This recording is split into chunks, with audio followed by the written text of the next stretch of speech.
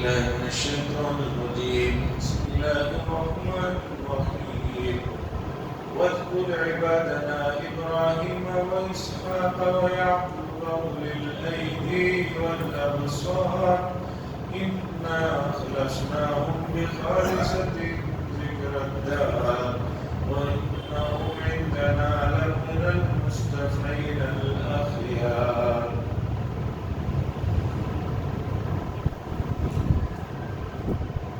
قال صلى الله عليه وسلم لا يؤمن أحدكم حتى يكون هواه طبعا بما جئت به أو كما قال صلى الله عليه وسلم. حضرات، شعبان کی بھی پہلی مجلس ہے اور دوسرے مہینے شمسی کیلنڈر فروری کی بھی دوسری پہلی مجلس ہے، اور شعبان المعظم کا مہینہ اس تیزی کے ساتھ آیا ہے. گزرے ہوئے شعبان سے شعبان آپ اندازے لگائیں کہ پتہ چلے گا ان میں سے بہت لوگ درمیان سے رخصت ہو چکے ہیں، اور جو رخصت ہوئے ہیں وہ ایسا نہیں کہ ہم جن کو ریٹائر سمجھتے ہیں ایسے لوگ رخصت ہوئے ہیں، بلکہ 30, 35, 25, 40, 45 کے بھی بہت لوگ رخصت ہوئے ہیں. شہروں کی جو زندگیاں ہیں، اب تقریباً شہروں کی زندگیوں کا جو لائف کا انداز ہے یا لائف اسٹائل ہے، مجھے کبھی کبھی ایسے لگ رہا ہے یا حقیقت ہے کہ جیسے یوروپ امریکہ کے ملکوں میں جو لائف اسٹائل ہے ہر چیز اسی طرح کی یہاں بھی آ رہی ہے. یا مثال کے طور پر جو حضرات اپنے ملک سے نکل کر دوسرے ملک میں ملازمت کے لیے جاتے ہیں وہ میری بات کو اچھی طرح سمجھ سکیں گے کہ وہ باہر ملک میں رہتے ہیں، ملازمت کر رہے ہیں، انہی کے ملک کے انہی کے شہر کے لوگ بھی آس پاس میں رہتے ہیں، لیکن عجیب بات یہ ہوتی ہے کہ وہاں آپس میں ایک دوسرے سے بغیر کسی مطلب کے ملنے کا سوال ہی نہیں.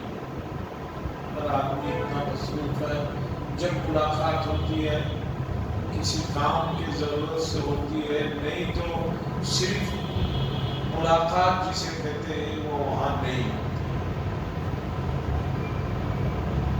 یہی حال میٹرو سٹیوں کا بھی ہو گیا ہے، اس لیے کہ محلے میں بہت سے انتقال ہو جا رہے ہیں، پتہ ہی نہیں چلتا، پڑوس والوں کو بھی پتہ نہیں چلتا. ہر آدمی اپنی دنیا میں سمجھ رہا ہے کہ میں بہت مصروف ہوں، بزی ہوں، اس لیے مجھے دوسروں کی فکر کرنے کی ضرورت ہے. یہ معاشرہ یہ اگر طرز رہا اور جس تیزی سے یہ چیز بڑھ رہی ہے، یہ بہت زیادہ تباہی و بربادی لانے والی ہے. معاشرہ، خاندان ٹوٹ رہے ہیں، اور اسے توڑنے کے لیے جو دلیل یا جو لاجک بتا رہے ہیں وہ لوگوں کو اچھی لگ رہی ہے. کہہ رہے ہیں کہ ہم کسی کی پرائیویٹ لائف میں ڈسٹرب کرنا نہیں چاہتے. عجیب بات ہے، بچہ اپنے کمرے میں ہے، والد یہ سمجھتا ہے کہ میں اس کے کمرے میں جاؤں گا تو اس کی پرسنل لائف ڈسٹرب ہوگی. بچی اپنے کمرے میں ہے، اب کھانے پہ ملاقات ہو گئی نہیں تو نہیں. شریعت نے ذمہ داری دی ہے کہ آپ اپنے بچوں کی نگرانی کریں. ایسے کیسے ہوگا کہ آپ یہ سمجھیں نہیں بچہ عقل مند ہے، کالج پڑھ رہا ہے، ہمیں اسے دیکھنے کی، اسے پوچھنے کی، اسے چیک کرنے کی ضرورت ہی نہیں ہے. پہلے زمانے میں بگاڑ باہر ہوتا تھا، ماں باپ بچوں کو دیکھتے کہ فلاں کے ساتھ کھڑا ہے، یہ کر رہا ہے، تو گھر میں آ کر کہتے کہ بھائی وہ صحیح نہیں ہے، تو وہاں کھڑے تھے، ایسے لوگوں کے ساتھ کھڑے تھے، ڈانٹتے تھے، پیٹتے تھے، اور بڑوں سے جو ہے اس کی نصیحت وغیرہ کی جاتی. اب کسی برباد ہونے کے لیے باہر دوستوں کی ضرورت نہیں رہی. موجودہ زمانے میں موبائل اکلوتی چیز کافی ہے کسی کو بھی برباد ہونے کے لیے. اب آپ کہیں کہ اس کی پرسنل لائف ہے میں اس کی کیا پوچھوں کیا کروں چھانپوں یہ تو صحیح نہیں ہے. یہ جو لاجک سمجھائی جا رہی ہے کہ بھئی یورپ امریکہ میں ایسا ہوتا ہے کہ وہاں کسی کو کسی سے ڈسٹرب نہیں ہوتا وہ اپنی منمانی کر رہا ہے اپنی منمانی کر رہا ہے. اس طرح تو خاندان کیسے بنے گا؟ یہ تو تباہی کی طرف جا رہا ہے. یہ تو بالکل جو ہے بہت ماحول گزرے ہوئے 10-20 سالوں میں تباہی کی طرف جا چکا ہے اور آگے اس سے تیزی سے جائے.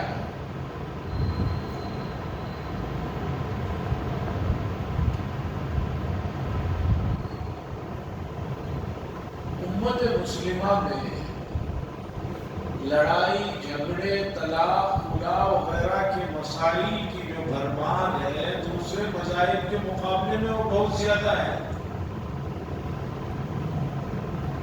اور وہ بھی وہ طلاق خلا کے مسائل جو پولیس اسٹیشن یا کورٹ تک جاتے ہیں صرف ان کی اس میں گنتی ہے اور جو وہاں گئے بغیر آپس میں ہی بیٹھ کر کہیں حل ہو جا رہے ہیں ان کی گنتی کا حساب نہیں ہے.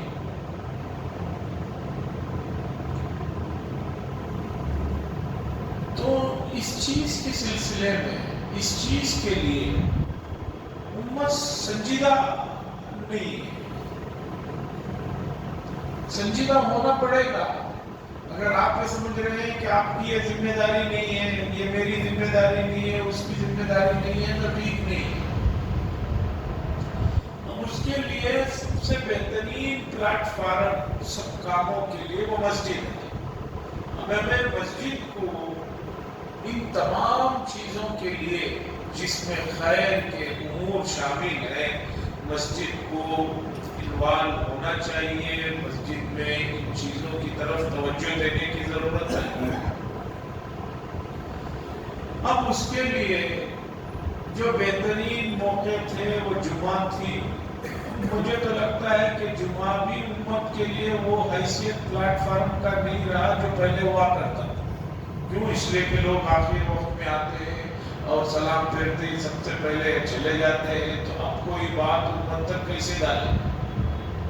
آپ کہیں گے کہ سوشل میڈیا کے ذریعے سے بات کو پہنچائی جا رہی ہے. میں کہتا ہوں سوشل میڈیا میں اصلاح کے سلسلے کے کاموں کے لیے لوگوں کے پاس فرصت نہیں. غیر ضروری کاموں کے لیے بے شمار فرصت ہے. مثال کے طور پر آج ہی مجھے ایک انون نمبر سے ایک میسج آیا اور ایک اس میں اشتہار تھا. اشتہار یہ تھا کہ ریلوے میں سرکاری ڈپارٹمنٹ کے لیے کام والوں کی ضرورت ہے اور SSL کی بھی اگر بچہ پاس ہے تو کافی ہے جاب ملے. اور یہ اعلانات کنڑا اخباروں میں آئے ہیں انگریزی میں بھی کہیں آئے ہوں گے. وہ کنڑا اخبار کو ڈال کر کسی صاحب نے ریکویسٹ کی تھی کہ میری یہ بات جو ہے پہنچائی جائے اس لیے کہ سینٹرل ڈپارٹمنٹ میں اگر ملازمت ملتی ہے تو یہ بہت اچھی بات ہے ان کے لیے ان کے خاندان کے لیے بہت اچھی بات ہے. اچھا وہ جو صاحب بھیجے ہیں وہ مجھے جانتے بھی نہیں ہیں. اب انہوں نے میرے علاوہ بھی 100 لوگوں کو بھیجا ہو. میں نے کئی لوگوں کو 2 دن میں ذکر کیا کہ میں ایسا ایسا ہو رہا ہے ایسی ایسی چیزیں ہیں. تو انہوں نے کہا اچھا آیا ہوگا ہم نے نہیں دیکھا آیا ہوگا ہم نے نہیں سنا. اب آپ بتائیے یہ کام بھی امت کو روزی روٹی کا جو سب سے بڑا مسئلہ ایک آدمی کے لیے ہے اگر ہم اس کی رہنمائی کرنا چاہیں تو کیسے کریں؟ جمعہ تو پلیٹ فارم میں تو مل نہیں رہے ہیں. تو اب لے دے کر 2 موقع نظر آتے ہیں. پہلے تو 4-5 موقع ہوا کرتے تھے. عیدین کی نماز بھی ہوتی تھی عیدین کا خطبہ بھی ہوتا تھا. اب نہیں. اب لوگ عیدین کی نماز کو بھی بالکل آخر وقت میں جاتے ہیں اور پہلے وقت میں آ جاتے ہیں۔ اب لیتے کہ دو موقع ہیں، ایک ہے شب برات کا موقع اور دوسرا ہے 27 رمضان المبارک، 26ویں روزے کی شام، 27ویں کی شب۔ اس دو موقع پر کسی حد تک پورے نہیں، مسجد اگر 3 فلور بھر جا رہی ہے تو آپ خوش مت ہو جائیے کہ پوری امت نماز کو آ گئی، نہیں، 50% دل کو تسلی دینے کے لیے میں 50 مانتا ہوں، 50 بھی نہیں ہے لیکن 50% مان لیتے ہیں۔ تو اب اس موقع پر امت کو بیدار کیا جا سکتا ہے اور امت تک کوئی بات پہنچائی جا سکتی ہے۔ اب لیکن قوم کو بھولنے کی عادت ہے کہ اب ایک بار کوئی بات سنو تو وہ یاد بھی نہیں رہتی۔ ہماری گزارش یہ ہے کہ امت میں جہاں بہت سے مسائل ہیں وہاں اس وقت سب سے بڑا مسئلہ جو ہے خاندان اور گھرانہ اور معاشرہ بہت تیزی کے ساتھ تباہی اور بربادی کے ساتھ جا رہا ہے۔ اس کی وجوہات کیا ہیں وہ بھی میں آپ کے سامنے رکھوں۔ دیکھیے میرے پاس تھوڑے بہت معاملے آتے ہیں، میں کوئی اتنا یہ نہیں ہوں کہ میرے پاس ہمارا اپنا یہ 2 محلے ہیں اس کے آتے ہیں، کئی بھی فون سے آتے ہیں۔ اب وہ کیا رہا ہے کہ ماں باپ بچوں کو پڑھا رہے ہیں، ہم اس کے ممکن نہیں ہے، ہم کہتے ہیں پڑھائیے، اچھا پڑھائیے، آگے پڑھائیے، اچھا شہری بنائیے، اچھا انجینئر بنائیے، لیکن اس کے ساتھ دینی تعلیم و تربیت وہ بچپن میں بنیادی نہ دینے کی وجہ سے اب بچے پڑھ لے رہے ہیں، پڑھنے کے بعد اب وہ جاب کر رہے ہیں، اچھی جاب، اچھی بات۔ اب کسی بات پر ماں باپ ان کو کوئی بات کہہ دیتے ہیں غلطی سے، تو اب بچے تو چھوڑو، بچیاں صاف کہہ رہی ہیں کہ میرا یہی انداز ہے، اگر آپ کو میرا انداز اور میرا یہ رہن سہن اٹھنا بیٹھنا کھل رہا ہے تو ٹھیک ہے، میں گھر میں نہیں رہوں گی، میں پی جی میں جا کر رہ جاؤں۔ ماں باپ آ کر رو رہے ہیں، بچیاں صاف رہ رہی ہیں، ہم پی جی میں رہ جائیں۔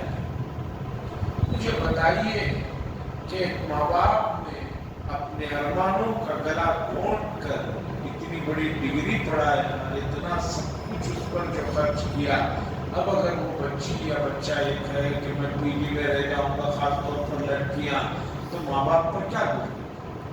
یا تو ہماری بات مانو، لڑکیاں کہہ رہی ہیں، لڑکے کہہ رہے ہیں، یا نہیں میں پی جی میں رہ جاؤں گی، میں جاب کر رہی ہوں، میرے لیے کوئی مسئلہ نہیں۔ اب کہاں غلطی ہو رہی ہے؟ بچوں نے جو یہ بات کہی، یہ کہاں غلطی ہوئی ماں باپ سے یا معاشرے سے جس کے نتیجے میں یہ بات آئی؟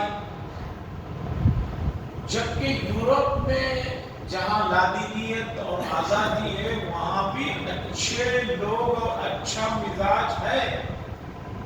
میرے ایک استاد ہیں، وہ ہر سال لندن یورپ کے دورے پر جاتے ہیں، انہوں نے یہ بات بتائی تھی کم از کم 20 سال پہلے۔ انہوں نے کہا کہ وہ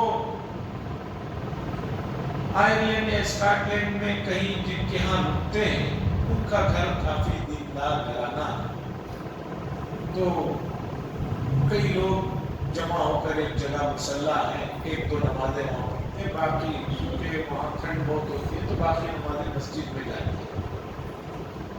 تو میرے استاذ نے بتایا کہ جن صاحب کے گھر میں یہ رکتے ہیں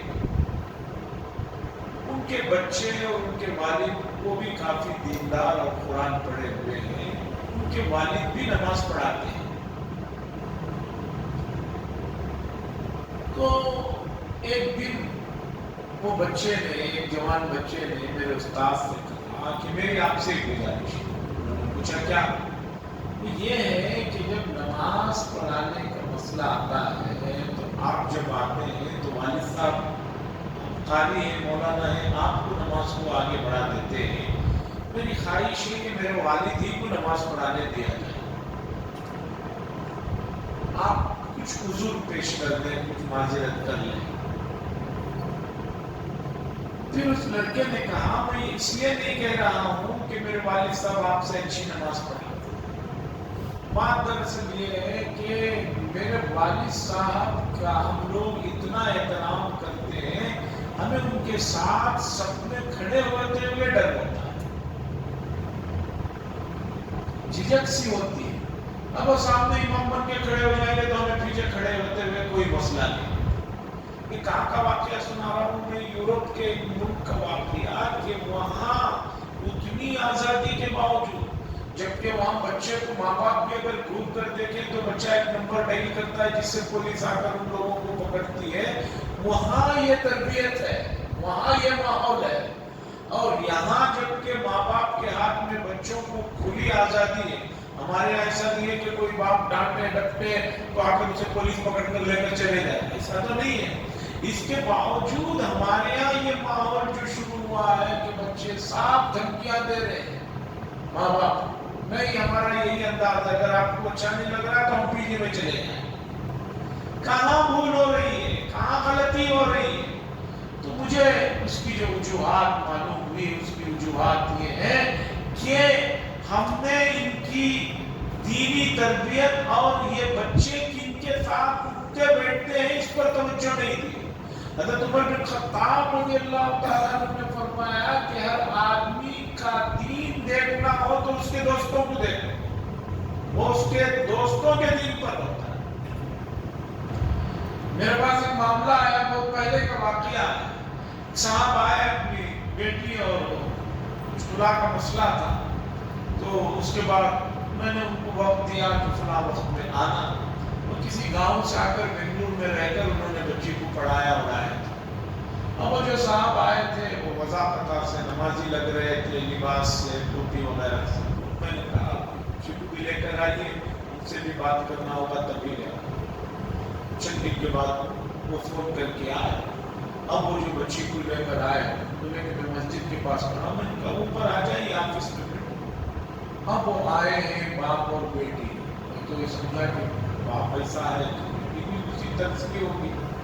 اب وہ بیٹی جس لباس میں آئی ہوئی ہے، آپ یقین مانیے کہ روڈ میں بھی اس طرح کا کوئی لباس پہن کر چلے تو جو ہے وہ پریشان ہو جائے گی۔ اتنا نامعقول لباس پہن کر بچی کو معلوم ہے مسجد کی احاطے میں آفس سے بیٹھنا ہے، ایسے لباس میں آئے۔ تو میں 2 منٹ میں بات کر کے ڈانٹ کے بھیج دیا۔ اس کے بعد ان کے والد سے پوچھا کہ آپ کو دیکھ کر میں یہ سمجھ رہا تھا یہ کیا ہے؟ تو ان کے والد نے کہا کہ حضرت میری غلطی یہ ہوئی کہ میں گاؤں کا تھا، تعلیم کے لیے مجھے یہاں بنگلور میں آ کر رہنا مشکل تھا، تو میں نے بچی کو پی جی میں چھوڑ دیا، گرلس کالج کی جو ہاسٹل میں چھوڑ دیا، اور اس کی پوری جو فرینڈ شپ سرکل ہے وہ برادران وطن کی ہے، ان کے ساتھ رہ کر یہ تو آپ جو دیکھیں اتنے پر غصہ ہو گئے، وہ دین کے بارے میں عجیب عجیب باتیں کرتے۔ تو عزیزان گرامی، جب آپ مسلمان ہیں، آپ کا عقیدہ ہے، اس کے بعد اور دنیا ہے، اگر آپ دوسروں کو نہیں، کم از کم اپنی اولاد اور اپنے خاندان میں اگر اس چیز کی فکر نہیں کریں گے تو کیا فرشتے آئیں گے آسمانوں سے؟ آپ کی ذمہ داری، اللہ نے آپ کو ایک مقام دی، ایک عزت دی، آپ کو مسجد میں آنے جانے کی سعادت دی۔ اب آپ کی ذمہ داری ہے کہ آپ اپنے ساتھ ساتھ اپنے اڑوس پڑوس دوست احباب سب کی جو ہے نگرانی کریں، ان کی دین کی فکر کریں۔ دینی مزاج کم ہوتا جا رہا ہے، اگر یہی ماحول رہا تو جو حالت ہے، دنیا تو جائے گی، آخرت بھی جائے گی، اور بدترین ذلت کی زندگی دیکھنا پڑے گا۔ یاد رکھیے کامیابی دین میں ہے، اور ہمارا دین اس طرح کا نہیں ہے جس طرح لوگ سمجھتے ہیں کہ بھی دین کا مطلب یہ ہے کہ آپ کو کوئی بھی کام نہیں کرنا ہے، آپ کو جو ہے کرتا پائجامہ پہننا ہے، لمبی ٹوپی پہننا ہے، یہ کرنا۔ ایسا دین کا جو تصور کسی نے قائم کر دیا ہے تو دین کے تصور میں آپ کی تعلیم تعلم آپ کی ملازمت آپ کی حجاب اس سب میں دین نہیں آتا ہے، آپ کو ایک معاشرے کا صحیح انسان بناتا ہے۔ گناہ کتنے ہلکے ہو گئے ہیں آپ اندازہ نہیں لگا سکتے، گناہ کبیرہ کتنے ہلکے امت کی نظر میں ہو گئے ہیں اس کا آپ اندازہ نہیں لگا۔ خیر میں آتا ہوں اس طرف کہ شعبان المعظم کا مہینہ ہے اور یہ مہینہ رمضان سے جڑا ہوا مہینہ ہے، تو یہ مہینے کے بھی بڑے فضائل ہیں، مناقب۔ اب مسئلہ یہ ہے کہ لوگ اس مہینے سے متعلق بھی کسی چیز کو سننے کے لیے تیار نہیں۔ 7-8 دن کے بعد سوشل میڈیا پر بحث چھڑے گی اور یوٹیوب سے دوسرے سے ادھر سے ادھر سے لنکیں آئیں گی جو بتائیں گی کہ بھئی شب برات بھی کوئی چیز نہیں، شعبان بھی کوئی چیز نہیں، وہ بھی کوئی چیز نہیں، پھر آخر کیا چیز ہے؟ مجھے لگ رہا ہے جیسے وہ ایک فرقہ پہلے ہوا تھا، ابھی بھی وہ فرقے کے کچھ افراد ہیں ہر شہر میں ہیں، بلکہ محلوں میں مل جائیں گے، جو یہ کہتے ہیں کہ بھئی نماز جو ہے یہ نماز نہیں ہے جو یہ لوگ جا کر تھک رہے ہیں مسجد میں نماز پڑھ رہے ہیں، اصل نماز دل کی نماز ہے جو ہم بیٹھ کر کمرے ہی میں گھر میں ہی دکان میں ہی پڑھ لیتے ہیں۔ بلکہ بعض تو کہتے ہیں اچھا آپ مسجد امین میں نماز پڑھنے گئے تھے، ہم تو مکے میں جا کر پڑھ کر آ گئے، ہم فجر مکے میں پڑھ رہے ہیں، ظہر مدینے میں پڑھ رہے ہیں، عصر مسجد اقصی میں پڑھ رہے ہیں، اور پتہ نہیں مغرب کہاں پڑھ رہے ہیں، عشاء کہاں پڑھ رہے ہیں، اور آپ جو ہے امین اور منہاج میں نماز پڑھ رہے ہیں۔ یہ طبقہ دین کو جو ہے اس معنی میں لے جا کر تباہ و برباد کر رہا ہے، یہ بھی بڑے خطرے کی چیز ہے۔ دیکھیے یہ مہینہ محترم ہے، اس کی سب سے بڑی دلیل یہ ہے کہ حضور اس مہینے میں بہت زیادہ روزہ رکھا کرتے تھے۔ ام سلمہ رضی اللہ تعالیٰ عنہ کی روایت ہے رمضان کے بعد سب سے زیادہ روزے حضور صلی اللہ علیہ وسلم اس مہینے میں رکھتے۔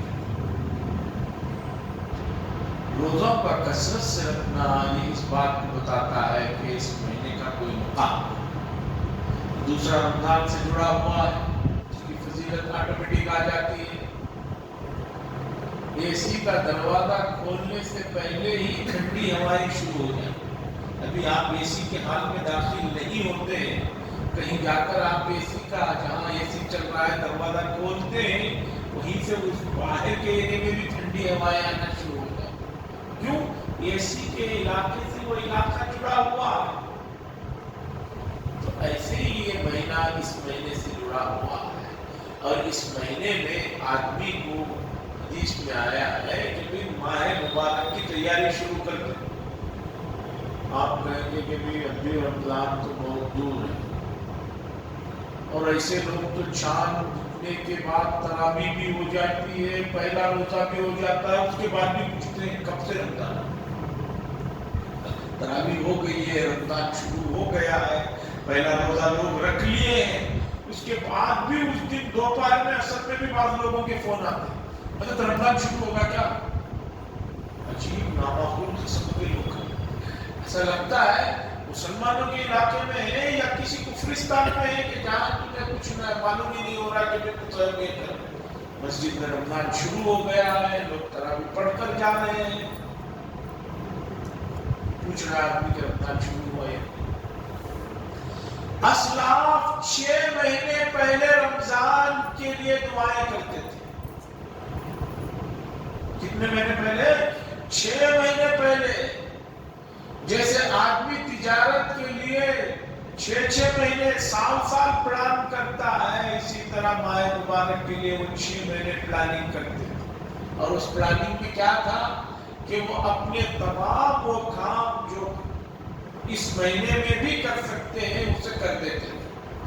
اب ہماری بھی ذمہ داری ہے، خاص طور پر آج کل صحتوں سے جڑے ہوئے مسائل ہیں، ہر آدمی کو صحت سے جڑا ہوا مسئلہ ہے، اور عجیب بات یہ ہے کہ پہلے لوگ بھوکے رہ کر بھی اچھی صحت تھی، اب سب کچھ اعلیٰ اسٹینڈرڈ کا کھاتے ہوئے بھی صحت کا مسئلہ ہے۔ فلٹر کا پانی کون جانتے تھے؟ 30-35 سال پہلے آپ ذرا بتائیے، بہت سے بہت سفید کپڑے میں ایک جگہ دیکھتا تھا اور ان کے بارے میں مشہور تھا کہ یہ بہت بڑے آدمی ہے، مالدار آدمی ہے، تو ان کے ہاتھ میں دیکھتا تھا کہ سفید کپڑا رکھ کر اس پر سے پانی ڈال دیتے تھے، وہ پانی بھی چھان کو پیتے۔ ہمیں تو صرف چائے چھاننے کا معلوم تھا، پانی بھی چھان کر پیتے۔ اب ہر چیز فلٹر ہے، یہ ہے، وہ ہے، سب ہے، اس کے باوجود صحت کے بڑے مسائل۔ اچھا، صحت سے جڑے ہوئے مسائل سے مشورہ کس سے کرتے ہیں لوگ؟ ایسے ڈاکٹروں سے کرتے ہیں جن کو دین مذہب کے بارے میں کچھ پتا نہیں۔ شوگر کا آدمی ہے، اب شوگر ایک نارمل چیز ہے، اس کو زیادہ آدمی کو توجہ نہیں دینا چاہیے۔ بی پی وہ نارمل مسئلہ ہے، اتنا تو سب کو ہے ہی، مسئلے ہے، جن کو نہیں ہے الحمدللہ۔ اب ڈاکٹر سے پوچھتے ہیں تو ڈاکٹر کہتا ہے نہیں، آپ کو بی پی ہے، آپ کو شوگر ہے، آپ روزہ نہیں رکھ سکتے، ایسا نہیں جھک سکتے، ویسا نہیں اٹھ سکتے، آپ 12 گھنٹے بھوکے نہیں رہ سکتے۔ جبکہ تجربے کار مسلمان دیندار ڈاکٹر جو اپنے پیشے میں ماہر ہیں، جن کو سب مانتے ہیں، وہ لوگ یہ مانتے ہیں کہ 250-300 شوگر رہنے والے افراد بھی آرام کے ساتھ روزہ رکھ سکتے ہیں۔ اور بنگلور کے روزے، ہمارے پاس احباب دوست احباب دلی سے کبھی بعض ادھر سے آتے ہیں، وہ کہتے ہیں کہ یہ بنگلور کے موسم میں تو پورے سال روزے رکھ سکتے ہیں۔ کوئی موسم ہی نہیں ہے، اس بار تو مارچ میں اور 10-20 سال مزے کے روزے، اس لیے اور 11 دن پہلے آ جائے گا آنے والے سال میں، 1 مارچ کے بجائے 20 فروری کو آ جائے گا، اور ادھر آ جائیں گے۔ سمجھیے کہ نومبر، اکتوبر، نومبر، یہ سب مہینے ٹھنڈ کے ہیں، کوئی مسئلہ نہیں۔ تو آپ کو موجودہ زمانے میں دوائیوں پر حد سے زیادہ اعتماد کرنے کے بجائے آپ جو ہے ایسے بھی ڈاکٹر ہیں جو اس طرح کی بیماریوں کو قابو میں اور کنٹرول میں رکھنے کے لیے ورزشیں بتا رہے ہیں، ہلکی پھلکی ورزشیں بتا رہے ہیں کہ روزانہ بوڑھا آدمی بھی اس طرح کی ورزش کر لیا 5 منٹ 7 منٹ تو اس کا بی پی اور شوگر جو ہے ختم تو نہیں ہوں گے لیکن کنٹرول میں رہے۔ اور دوسری بات، تقدیر پر پکا ایمان لائیے، آپ کی صحت کے آگے کا پورے مسائل ختم ہو جائے۔ بھئی جب آپ ایمان مفصل میں کہہ رہے ہیں وَالْقَدْرِ خَيْرِهِ وَشَرِّهِ مِنَ اللَّهِ تَعَالَى، اور میں تقدیر کے اچھے برے سب پر ایمان لاتا ہوں۔ دیکھیے، آپ نے ایک پلان کیا، کوشش کی، اس کے بعد اگر وہ اس کا نتیجہ اس طرح نہیں آ رہا ہے تو آپ اللہ کے یہاں بھی جو ہے معذور ہے، آپ اب چھوڑ دیجئے، اس پر کھلنے فکر کرنے یہ کرنے کا مسئلہ نہ کیجئے۔ فلاں نے یہ کہہ دیا، فلاں نے وہ کہہ دیا، اس نے دھوکہ دے دیا، اس نے دے دیا، اس طرح اگر آپ ان چھوٹی چھوٹی چیزوں پر توجہ دیں گے تو آپ کبھی بھی صحت آپ کی اچھی نہیں۔ یہ آزمائی لیجئے کہ آپ اگر تقدیر کے اس جز پر پکا ایمان لاتے ہیں، صحت سے جڑے ہو۔ تقدیر کا یہ مطلب بھی نہیں کہ آپ پرہیز نہ کریں۔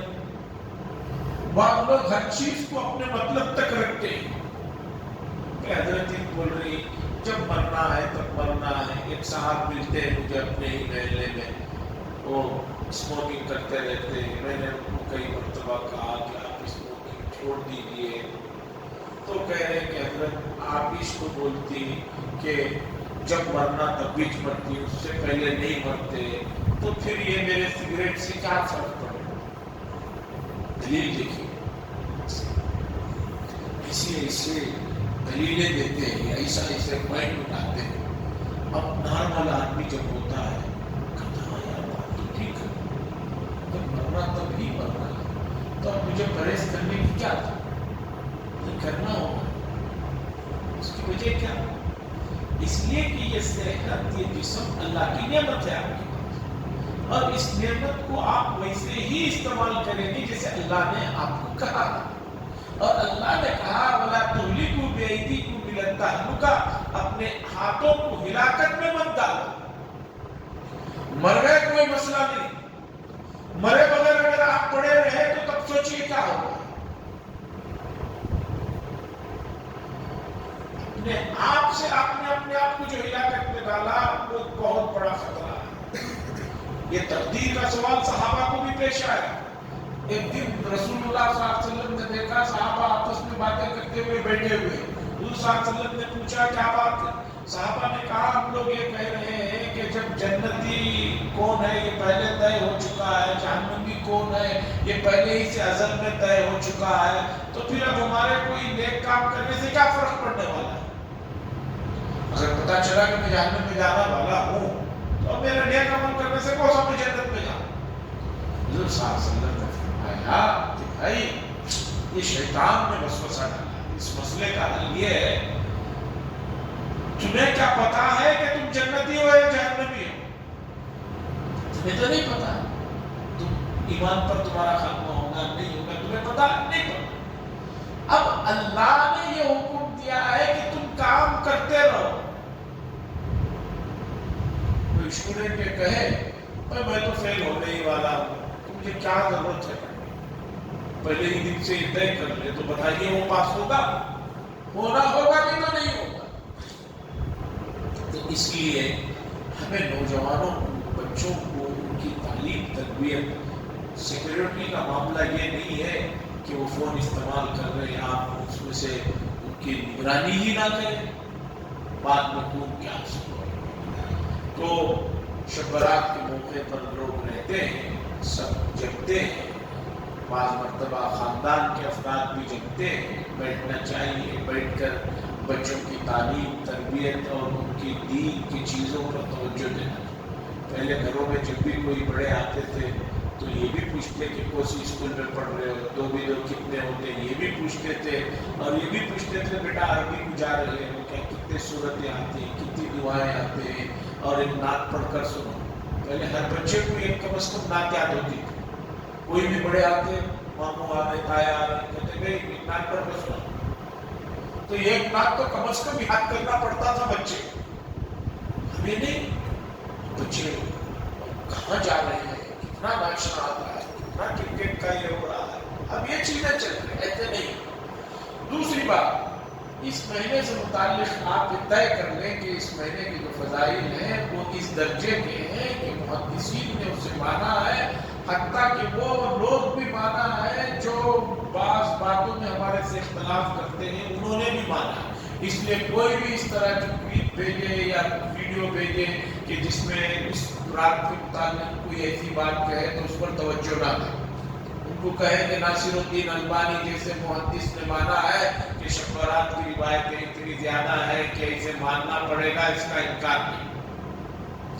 دوسرا بات، احباب روزہ رکھنے کے بارے میں پوچھتے ہیں تو مسئلہ یہ ہے کہ حضور صلی اللہ علیہ وسلم ہر مہینے کے 3 دن روزہ رکھتے تھے، 13ویں، 14ویں، 15ویں، 13ویں، 14ویں، 15ویں، ہر مہینہ رکھتے تھے، اور اس کے بڑے فوائد ہیں، بڑا ثواب۔